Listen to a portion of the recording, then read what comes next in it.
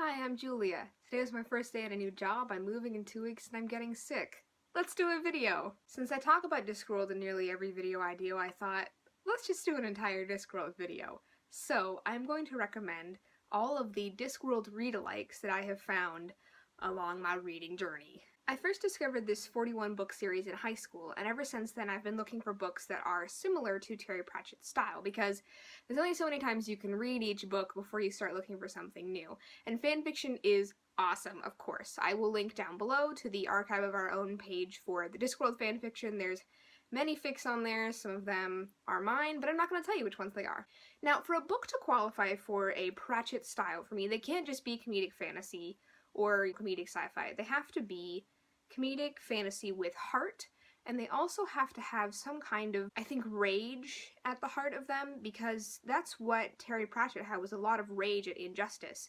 And so a lot of these books deal with issues, not just, oh, aren't puns fun? I've organized these read-alikes by sub-series because each series has kind of its own feel to it. I'm doing read-alikes for The Watch, Tiffany Aching, The Witches, Moist Van Litvig, and Death/Susan. I'll start with read-alike for the books closest and dearest to my heart, The Watch and Sam Vimes books.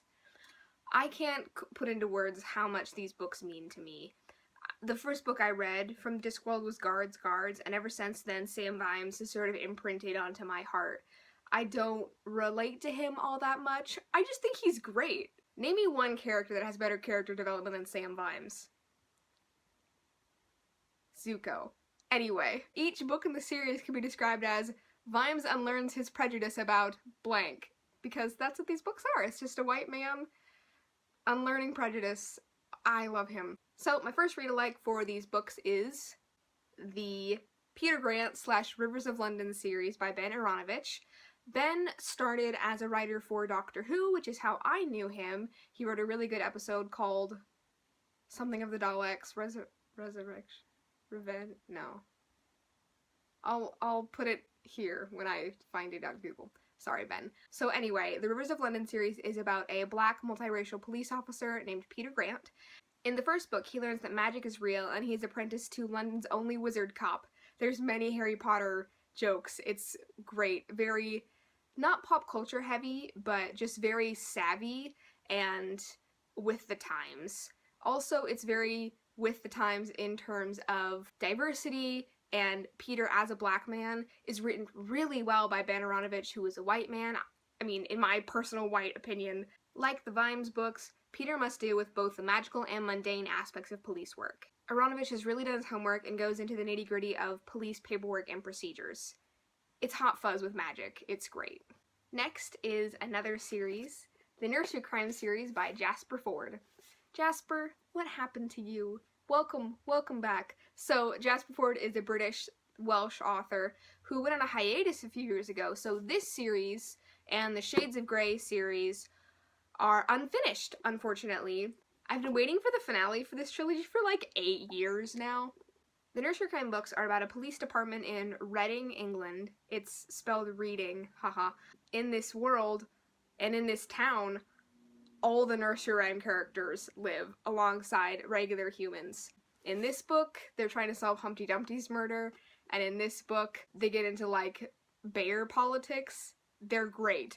Jack Spratt, who is every Jack from nursery rhymes, basically, is the main character, and he is so like Sam Vimes. Like, they're both happily married parodies of noir archetypes, so I think that's why he's like Sam. I couldn't say whether or not Jasper Fforde was influenced by Pratchett. I mean, they're both comedic British fantasy writers, but anyway, Vimes and Jack Spratt are both really similar characters, and that's why I love them so much. As an honorable mention, I'll link down below to John Scalzi's short story, let me check here, The Shadow War of the Night Dragons, Book 1, The Dead City.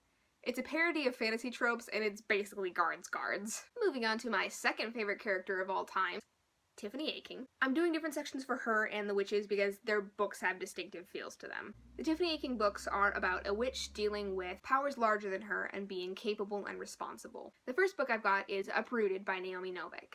Okay, so aside from the romance, which I dislike, this book is just incredible. I was unable to put it down. It deals with a young witch living with and learning from a really powerful wizard, and how they must stop an evil forest from taking over the kingdom. When I try to describe it to people, I often say it's like Tiffany Aching meets Princess Mononoke. It's really intense. Main character Agnieszka is like Tiffany in that she's a bit self-conscious, but also really responsible, and she masters this old version of language that lets her save the day. Next, this is an art copy, so the title actually isn't on here, but this is The Bear and the Nightingale by Katherine Arden. It's also based on Russian folklore, like Uprooted. I think it's most similar to the third Tiffany Aching book, Wintersmith. It's about a young woman named Vasilisa who is able to talk to spirits on her father's farm. Her really religious stepmother dislikes her a lot, but she has a great relationship with her half-sister, so it doesn't fulfill all the cliches. Like Tiffany and Agnieszka, she doesn't care what people think about her, she just gets shit done. And she takes responsibility and forces magic to work for her. So going along with the Tiffany Aching books are the Witches books. Just appreciate this cover for Weird Sisters, because it's glorious. Anyway, a good, 8 or 9 years after discovering Pratchett, I'm still looking for books that are my ideal of a Pratchett-style witch.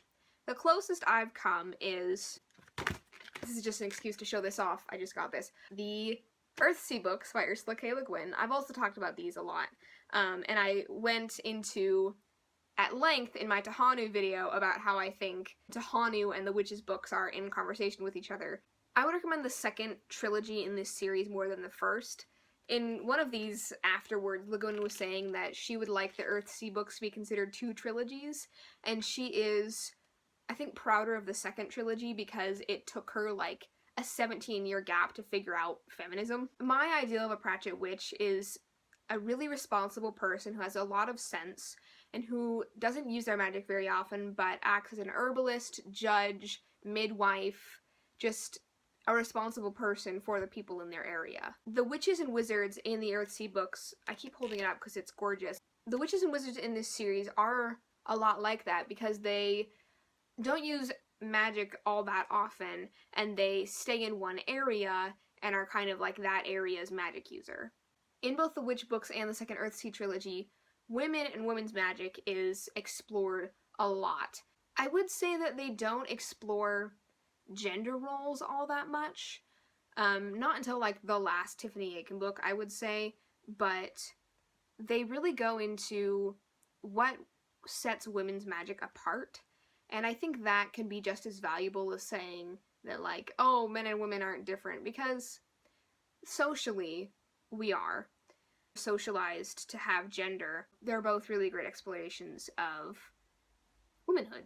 I can't fully recommend this book because I just started it, but it's called The Witches of New York by Amy McKay, and so far it seems like it's going to be very Pratchett-like. The witches in 1880s New York and the Gilded Age are sort of providing birth control and abortions for women, which is what the witches in the Discworld series do. So I'm excited to keep reading that. Next are the Moist Von Litvig books. You know, Moist is kind of a dark horse favorite character for me. I didn't realize how much I loved him until my 13th re-listen of the Making Money audiobook, and I was like, damn, I love my son. So these books are about the con man Moist, but they're really about rapid progress in Ankh-Morpork and kind of the city going from medieval to Renaissance Victorian. So in keeping with that theme, I'm going to talk about the Max Gladstone craft sequence. They're written out of chronological order, so the third book is actually the first in the series, or vice versa. They combine magic and the mundane in really interesting ways, and so the first/third book, 3 Parts Dead, is about when a god dies, he has all of these accounts and debts and obligations that need to be sorted through, and so this, I don't remember if she's called a witch or just a magic user, but she has to not only solve his murder, but go through his account. So she's kind of like a magical lawyer, and then she's joined by one of the acolytes of this god. The next book, Two Serpents Rise, is about a magical water utility company and parkour, and a gay skeleton king. It's great. These books are super diverse, and it's obvious, at least to me, that Max Gladstone is influenced by Terry Pratchett. He references Discworld a few times in his books. I've got my own pet theory that Moist is bi. I can't point to any specific line or passage that tells me this. I just get this feeling that he's bi-coded. So that leads me into my next book, The Gentleman's Guide to Vice and Virtue. I've talked about this before. I love it. It's queer. It's great. But Mackenzi Lee is definitely influenced by Terry Pratchett. There are like 2 references that I caught in Gentleman's Guide, and I asked her, hey, are you a Pratchett fan? Like, did you base Monty on Moist? And she's like, yeah.